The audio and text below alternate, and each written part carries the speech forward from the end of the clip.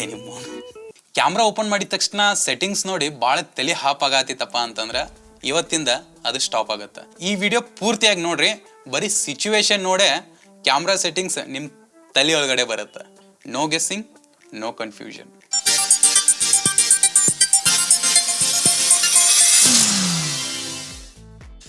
ನಮಸ್ಕಾರ ರೀ. ನಮ್ಮಂದಿಗೆ ನಾವು ಲಾಸ್ಟ್ ವಿಡಿಯೋದಾಗ ಮ್ಯಾನುವಲ್ ಮೋಡ್ ಹೆಂಗೆ ವರ್ಕ್ ಆಗುತ್ತೆ ಅನ್ನೋದನ್ನು ನೋಡಿದ್ವಿ.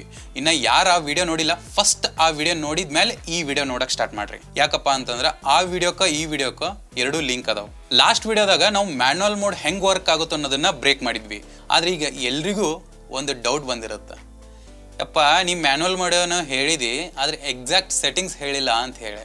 ಇವತ್ತು ಎಕ್ಸಾಕ್ಟ್ ಸೆಟ್ಟಿಂಗ್ಸನ್ನು ಹೆಂಗೆ ಮಾಡ್ಕೋಬೇಕು ಅನ್ನೋದನ್ನ ಒಂದೊಂದಾಗಿ ನೋಡೋಣ ಅಂತ. ಫಸ್ಟ್ ಒಂದು ಥಿಂಗ್ ಕ್ಲಿಯರ್ ಮಾಡ್ಕೊರಿ, ಈ ಪರ್ಫೆಕ್ಟ್ ಸೆಟ್ಟಿಂಗ್ಸ್ ಅನ್ನೋದು ಹಂಗೇನಿಲ್ರಿ. ಎಲ್ಲನೂ ಸಿಚುವೇಶನ್ ಮೇಲೆ ಡಿಪೆಂಡ್ ಆಗಿರುತ್ತೆ. ಆದರೆ ಎಲ್ಲದಕ್ಕೂ ಒಂದು ಸ್ಟಾರ್ಟಿಂಗ್ ಪಾಯಿಂಟ್ ಅಂತ ಇರುತ್ತೆ. ಅದನ್ನು ಇವತ್ತು ಒನ್ ಬೈ ಒನ್ ನೋಡ್ಕೊತ ಹೋಗೋಣಂತ. ಇದನ್ನು ನಾವು ಕಾಪಿ ಮಾಡ್ಬೇಕಂತಲ್ರಿ, ಜಸ್ಟ್ ಈ ಕಾನ್ಸೆಪ್ಟನ್ನು ಅರ್ಥ ಮಾಡ್ಕೊರಿ. ಅವಾಗ ನೀವು ಜಸ್ಟ್ ಸಿಚುವೇಶನ್ ನೋಡಿದ ತಕ್ಷಣ ಸೆಟ್ಟಿಂಗ್ಸ್ ಆಟೋಮೆಟಿಕ್ಕಾಗಿ ಕೈ ಓಡ್ತಿರ್ತಾವೆ. ಬಿಕಾಸ್ ಫೋಟೋಗ್ರಾಫರ್ ಥಿಂಕ್ ಮಾಡೋದು ನಂಬರ್ಸಿಂದ ಅಲ್ಲ, ಸಿಚುವೇಶನ್ ನೋಡಿ ಸೆಟ್ಟಿಂಗ್ಸ್ ಚೇಂಜ್ ಆಗ್ತಿರ್ತಾವೆ.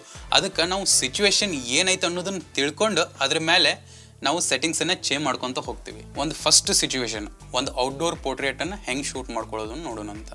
ಈಗ ನೀವು ಫಸ್ಟ್ ಅಬ್ಸರ್ವ್ ಮಾಡಿರಿ. ಈಗ ನಮ್ಗೆ ಸಿಚುವೇಶನ್ ಏನೇನೈತೆ ಅನ್ನೋದನ್ನು ನೋಡ್ರಿ. ಈಗ ನಾವು ಎಲ್ಲಿದ್ದೀವಿ ಅಂದ್ರೆ ಔಟ್ಡೋರ್ ಇದ್ದೀವಿ. ಸನ್ಲೈಟ್ ಹೆಂಗೈತಿ, ಹಾರ್ಶ್ ಲೈಟ್ ಐತೋ ಕಡಿಮೆ ಐತೋ ಅಂತೇಳಿ. ಆ್ಯಂಡ್ ಇದು ಸಬ್ಜೆಕ್ಟು ಮೂವಿಂಗ್ ಆಗತ್ತೋ ಸ್ಟಿಲ್ ಐತು ಅಂತೇಳಿ. ಸೊ ಇದನ್ನು ಇಮ್ಯಾಜಿನ್ ಮಾಡ್ಕೊಂಡಾಗ ನಿಮ್ಗೆ ಒಂದೊಂದು ಕ್ಲಿಯರ್ ಆಕೋಂತ ಹೋಗುತ್ತೆ. ಸೊ ಈಗ ಸಬ್ಜೆಕ್ಟ್ ಸ್ಟಿಲ್ ಇರೋದ್ರಿಂದ ನಾವು ಶಟರ್ ಸ್ಪೀಡ್ನ ಒಂದು ಮಿನಿಮಲ್ ಇಟ್ಕೊತೀವಿ. ಅಂದರೆ ನಮ್ಮ ಹ್ಯಾಂಡ್ ಶೇಕ್ ಆಗ್ಲಾರ್ದಂಗೆ 1/160, 1/200 ಈ ಥರ ಇಟ್ಕೊತ ಹೋಗ್ತೀವಿ. ಈಗ ನಮ್ಗೆ ಬ್ಯಾಕ್ಗ್ರೌಂಡ್ ಬ್ಲರ್ ಆಗಬೇಕಾಗಿತ್ತಪ್ಪ ಅಂತಂದ್ರೆ ಅವಾಗ ನಾವು 1.2, 1.4 ಈ ಥರ ಇಟ್ಕೊತೀವಿ. ಆಲ್ರೆಡಿ ಲೈಟ್ ಇರೋದ್ರಿಂದ ನಾವು ISOನ ಮಿನಿಮಲ್ ಆಗೇ ಇಟ್ಕೊತೀವಿ, ಅಂದರೆ 100 ಈ ಥರ ನಾವು ಇಟ್ಕೊತೀವಿ. ಸೊ ಇವಾಗ ನಾವು ಶೂಟ್ ಮಾಡಿದಾಗ ನಮ್ಗೆ ಯಾವ ಥರ ಔಟ್ಪುಟ್ ಬರುತ್ತೋ ನೀವು ನೋಡ್ರಿ. ಈಗ ಇಲ್ಲೇ ನಮಗೆ ಜಾಸ್ತಿ ಲೈಟ್ ಅನ್ಸಾತಿತ್ತಪ್ಪ ಅಂತಂದ್ರೆ ಈಗ ನಾವು ಶಟರ್ ಸ್ಪೀಡ್ನ ಜಾಸ್ತಿ ಮಾಡ್ಕೊತೀವಿ. ಬಿಕಾಸ್ ನಮ್ಗೆ ಬ್ಯಾಕ್ಗ್ರೌಂಡ್ ಬ್ಲರ್ ಆಗೇ ಇರಬೇಕು, ISOನು 100 ಇರಬೇಕು. ಬಟ್ ಲೈಟ್ ಕಂಟ್ರೋಲ್ ಆಗತ್ತಿಲ್ಲಪ್ಪ ಅಂತಂದ್ರೆ ಅವಾಗ ನಾವು ಶಟರ್ ಸ್ಪೀಡ್ನ ಜಾಸ್ತಿ ಮಾಡ್ಕೊತ ಹೋಗ್ತೀವಿ. ಅದು ಸ್ಟಿಲ್ ಫೋಟೋ ಇದ್ರೂ ಕೂಡ ನಾವು ಶಟರ್ ಸ್ಪೀಡ್ನ ಜಾಸ್ತಿ ಮಾಡಿದ್ವಿ. ಬಿಕಾಸ್ ನಮ್ಗೆ ಲೈಟ್ ಕಂಟ್ರೋಲ್ ಆಗಲಿ ಅನ್ನೋದಕ್ಕೆ. ಶಟರ್ ಸ್ಪೀಡ್ನಿಂದ ನಾವು ಲೈಟನ್ನು ಕಂಟ್ರೋಲ್ ಮಾಡ್ಬೋದು, ಹಾಗೆ ಮೂಮೆಂಟನ್ನು ಕಂಟ್ರೋಲ್ ಮಾಡ್ಬೋದು. ಸೊ ಈ ಸಿಚುವೇಶನ್ದಾಗ ಆಗಿದ್ದು ಇದೇ ಪ್ರಾಬ್ಲಮ್ ರೀ. ಇಲ್ಲಿ ನಾವು ಫಸ್ಟ್ ನೋಡಿದಾಗ ಲೈಟ್ ಜಾಸ್ತಿ ಅನ್ಸಾತಿತ್ತು. ಸೊ ಅದ್ರ ಸಲಾಗಿ ನಾ ಏನು ಮಾಡಿದೆ, ಶಟರ್ ಸ್ಪೀಡ್ನ ಜಾಸ್ತಿ ಮಾಡಿದೆ. ಅವಾಗ ಲೈಟ್ ಕಂಟ್ರೋಲ್ ಆಯಿತು, ಬ್ಯಾಕ್ಗ್ರೌಂಡ್ ಬ್ಲರ್ನೂ ಆಯಿತು, ISO ಮಿನಿಮಲ್ ಆಗಿನೂ ಇತ್ತು. ಈ ಔಟ್ಪುಟ್ ನೋಡ್ರಿ. ಈಗ ನಾ ಹೇಳಿದ್ದು ಒಂದು ಸೇಫ್ ಸ್ಟಾರ್ಟಿಂಗ್ ಪಾಯಿಂಟ್ ಅಂತ ಹೇಳಿ. ಇದನ್ನು ಹಿಂಗೆ ಇಟ್ಕೋಬೇಕಂತೂ ಇಲ್ರಿ. ಇದನ್ನು ಎರಡು ಥರನೂ ನಾವು ಇಟ್ಕೋಬೋದು. ಒಂದು ಅಪರ್ಚರಿಂದನೂ ಕಂಟ್ರೋಲ್ ಮಾಡ್ಕೋಬೋದು ಆ್ಯಂಡ್ ಶಟರ್ ಸ್ಪೀಡಿಂದನೂ ಕಂಟ್ರೋಲ್ ಮಾಡ್ಕೋಬೋದು. ನಮ್ಗೆ ಬ್ಯಾಕ್ಗ್ರೌಂಡ್ ಬ್ಲರ್ ಆಗೇ ಇರಬೇಕಪ್ಪ ಅಂತಂದ್ರೆ ಅವಾಗ ನಾವು ಶಟರ್ ಸ್ಪೀಡಿಂದನೇ ಕಂಟ್ರೋಲ್ ಮಾಡ್ಕೋಬೋದು.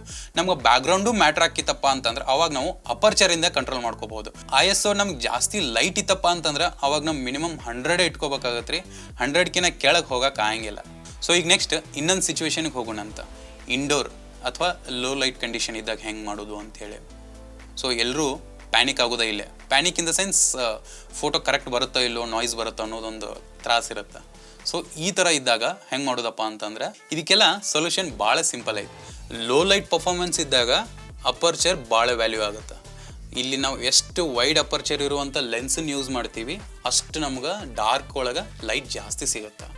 1.2, 1.4, 1.8, 2.8 ಈ ಥರ ಲೆನ್ಸಸ್ಸನ್ನು ಯೂಸ್ ಮಾಡಿದಾಗ ನಮ್ಗೆ ಲೋ ಲೈಟ್ ಪರ್ಫಾರ್ಮೆನ್ಸಿಗೆ ಭಾಳ ಯೂಸ್ ಆಗುತ್ತೆ. ಅದಕ್ಕೆ ಎಲ್ಲರೂ ಸಜೆಸ್ಟ್ ಮಾಡೋದು ಬೆಸ್ಟ್ ಲೆನ್ಸ್ ತೊಗೋರಿ, ಕ್ಯಾಮ್ರಾಕಿನ ಲೆನ್ಸ್ ಭಾಳ ಇಂಪಾರ್ಟೆಂಟ್ ಅಂತ ಹೇಳಿ. ಎದಕ್ಕಪ್ಪ ಅಂತಂದ್ರೆ ಇಂಥ ಸೀನ್ಸ್ಗಳನ್ನು ಶೂಟ್ ಮಾಡ್ಬೇಕಾದ್ರೆ ಇದು ಭಾಳ ಇಂಪಾರ್ಟೆಂಟ್ ಆಗುತ್ತೆ.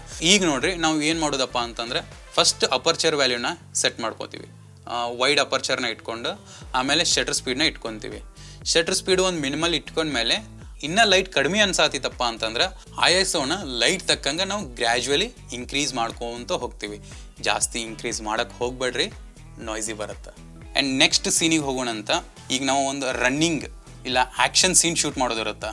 ಆವಾಗ ನಾವು ಯಾವ ಥರ ಸೆಟ್ಟಿಂಗ್ಸನ್ನು ಇಟ್ಕೋಬಹುದು. ಇದ್ರೊಳಗಡೆ ಸೇಫ್ ಪಾಯಿಂಟ್ ಅಂತ ಅನ್ನೋದು ಒಂದೇ ಇರುತ್ತೆ ರೀ. ಇದ್ರಾಗ ಪರ್ಫೆಕ್ಟ್ ಸೆಟ್ಟಿಂಗ್ಸ್ ಅಂತ ಏನಿರಂಗಿಲ್ಲ. ಅಗೇನ್ ಮತ್ತೆ ಸಿಚುವೇಶನ್ ನೋಡ್ಬೇಕಾಗುತ್ತೆ ರೀ. ಇದು ಎಷ್ಟು ಫಾಸ್ಟ್ ಮೂವ್ ಒಳಗಾಗುತ್ತಾ, ಸ್ಲೋ ಮೂವಿಂಗ್ ಆಯಿತು ಅಥವಾ ಫುಲ್ ಹೈ ಆ್ಯಕ್ಷನ್ ಒಳಗೈತು ಅನ್ನೋದನ್ನು. ಸೊ ಇದು ಫುಲ್ ಹೈ ಆ್ಯಕ್ಷನ್ ಇತ್ತಪ್ಪ ಅಂತಂದ್ರೆ ಅವಾಗ ನಾವು ಯಾವ ಥರ ಇಟ್ಕೋತೀವಿ ಅಂತಂದ್ರೆ, ಈಗ ಇಲ್ಲಿ ನೀವು ಫೋಟೋ ನೋಡ್ರಿ, ಇದು ಫುಲ್ ಫೈರ್ ಕ್ರ್ಯಾಕ್ ಆಗುವಂಥ ಸಿಚುವೇಶನ್. ಇಲ್ಲಿ ನಾ ಯೂಸ್ ಮಾಡಿದ್ದು ಶಟರ್ ಸ್ಪೀಡ್ ನೋಡ್ರಿ, ISO ನೋಡ್ರಿ, ಆಮೇಲೆ ಅಪರ್ಚರ್ ನೋಡ್ರಿ. ಇಲ್ಲಿ ನಾ ಯಾಕೆ ಇಷ್ಟು ಇಟ್ಕೊಂಡಿನಪ್ಪ ಅಂತಂದ್ರೆ, ಫಸ್ಟ್ ನನಗೆ ಕಂಟ್ರೋಲ್ ಆಗಬೇಕಾಗಿದ್ದು ಲೈಟ್, ಆಮೇಲೆ ಆ್ಯಕ್ಷನನ್ನು ಫ್ರೀಸ್ ಮಾಡಬೇಕು, ಮತ್ತು ಲೈಟ್ ಜಾಸ್ತಿ ಇರೋದ್ರಿಂದ ISO ನಾನು ಮಿನಿಮಲ್ ಆಗಿ ಮೇಂಟೈನ್ ಮಾಡ್ಕೊತೀನಿ. ಈ ಫೋಟೋ ನೋಡ್ರಿ, ಇದರೊಳಗಡೆ ನಾ ಯೂಸ್ ಮಾಡಿದ ಸೆಟ್ಟಿಂಗ್ಸ್ ಈ ಥರ ಐತಿ. ಆ್ಯಂಡ್ ಇದು ಫೋಟೋ ನೋಡಿದ ತಕ್ಷಣ ಗೊತ್ತಾಗುತ್ತೆ ನಿಮ್ಗೆ ಇದು ಫುಲ್ ಹೈ ಆ್ಯಕ್ಷನ್ ಒಳಗೆ ಆಗಿದ್ದಂಥ ಒಂದು ಸೀನ್ ಅಂತೇಳಿ. ಅದಕ್ಕೆ ನಾನು ಲಾಸ್ಟ್ ವಿಡಿಯೋದಾಗ ಹೇಳಿದ್ದೆ, ಶಟರ್ ಸ್ಪೀಡು ನಮ್ಮ ಮೂಮೆಂಟನ್ನು ಹೇಳ್ಕೊಡ್ತೈತಿ ಅಂತೇಳಿ. ಅಂದ್ರೆ ಇದು ಕಾಮ್ ಆಗೈತು ಅಥವಾ ಫುಲ್ ಆ್ಯಕ್ಷನ್ ಒಳಗೆ ಆಗೈತು ಅಂಥೇಳಿ. And next situation, weddings.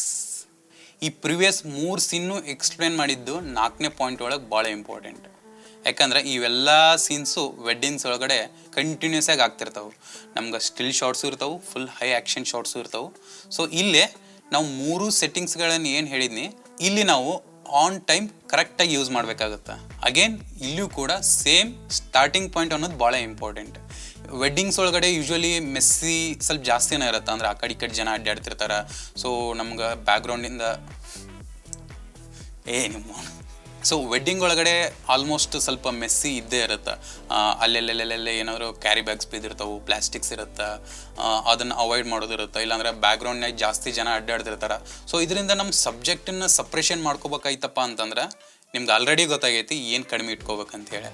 And ಜಾಸ್ತಿ ಏನಾದರೂ ಆ್ಯಕ್ಷನ್ ಒಳಗೆ ಆಗ್ತಿತ್ತಂದ್ರೆ ಅವಾಗ ನೀವು ಏನು ಮಾಡ್ಬೇಕು ಅನ್ನೋದು ಗೊತ್ತಾಗೈತಿ. ಆ್ಯಂಡ್ ಡಾರ್ಕ್ ರೂಮ್ ಇತ್ತಪ್ಪ ಅಂತಂದ್ರೆ, ಈಗ ಎಂಗೇಜ್ಮೆಂಟ್ ಶೂಟ್ ಮಾಡೋದಿತ್ತಂದ್ರೆ ಯೂಶ್ವಲಿ ಎಂಗೇಜ್ಮೆಂಟ್ಸ್ ನೈಟ್ ಆಗ್ತಿರ್ತಾವೆ ನಮ್ಮ ಸೈಡ್. ಇಂಥ ಟೈಮ್ದಾಗ ಡಾರ್ಕ್ ಲೈಟ್ ಇತ್ತಪ್ಪ ಅಂತಂದರೆ ಅವಾಗ ನಾವು ಯಾವ ಥರ ಸೆಟ್ಟಿಂಗ್ ಮಾಡ್ಕೋಬೇಕು ಅನ್ನೋದು ಈಗ ನಿಮಗೆ ಗೊತ್ತಾಗೈತಿ. ವೆಡ್ಡಿಂಗ್ಸ್ ಒಳಗಡೆ ಪ್ರಿಯಾರಿಟಿ ಆಗೋದು ಪರ್ಫೆಕ್ಟ್ ಎಕ್ಸ್ಪೋಜರ್ ಅಲ್ರಿ, ಪರ್ಫೆಕ್ಟ್ ಮೂಮೆಂಟ್. ಸೊ ಅದ್ರ ಸಲುವಾಗಿ ವೆಡ್ಡಿಂಗ್ಸ್ ಒಳಗಡೆ ಭಾಳ ಕೇರ್ಫುಲ್ಲಾಗಿ ಶೂಟ್ ಮಾಡಿರಿ. ಆ್ಯಂಡ್ ಯಾವುದೋ ಮೂಮೆಂಟ್ಸನ್ನು ಮಿಸ್ ಮಾಡೋಕ್ಕೆ ಹೋಗ್ಬೇಡ್ರಿ. ಕೆಲವೊಂದಿಷ್ಟು ಜನ ನಂಗೆ ಮೆಸೇಜು ಮಾಡಿದ್ರಿ, ಸೆಟ್ಟಿಂಗ್ಸ್ ಇಟ್ಕೊಡ್ರಿ, ಇದ್ರ ಸೆಟ್ಟಿಂಗ್ಸ್ ಕಳಿಸ್ಕೊಡ್ರಿ, ಆ ಕ್ಯಾಮ್ರಾ ಈ ಕ್ಯಾಮ್ರಾ ಅಂಥೇಳಿ. ಸೊ ಇದೆಲ್ಲ ಎಕ್ಸ್ಪ್ಲನೇಷನ್ ನೋಡಿದ ಮೇಲೆ ನಿಮ್ಮ ತಲೆಯೊಳಗೊಂದು ಬಂದೇ ಇರುತ್ತೆ. ಒಮ್ಮೆ ನಾವು ಸೆಟ್ ಮಾಡಿ ಸೆಟ್ಟಿಂಗ್ಸ್ ಎಲ್ಲ ಸಿಚುವೇಶನ್ಗೂ ಎಲ್ಲದಕ್ಕೂ ಸೂಟ್ ಆಗಲ್ಲ ಅಂಥೇಳಿ. ಎವ್ರಿ ಸೀನ್ ತಕ್ಕಂಗೆ ನಾವು ಸೆಟ್ಟಿಂಗ್ಸನ್ನು ಚೇಂಜ್ ಮಾಡ್ತಿರ್ತೀವಿ. ಅಷ್ಟು ನಾವು ಪ್ರಾಕ್ಟಿಕಲಾಗಿ ಕ್ಯಾಮ್ರಾನ ಹ್ಯಾಂಡಲ್ ಮಾಡಬೇಕಾಗುತ್ತೆ. ಅಂದರೆ ನಾವು ಡೈಲಿ ಪ್ರಾಕ್ಟೀಸ್ ಮಾಡಲೇಬೇಕು. ಇವತ್ತಿಂದ ಥಿಂಕ್ ಸಿಚುವೇಶನ್, ನಾಟ್ ನಂಬರ್ಸ್. ಈ 3 ಗೋಲ್ಡನ್ ರೂಲ್ಸನ್ನು ನೀವು ಯಾವಾಗಲೂ ನೆನ್ಪಿಟ್ಕೊಳ್ರಿ.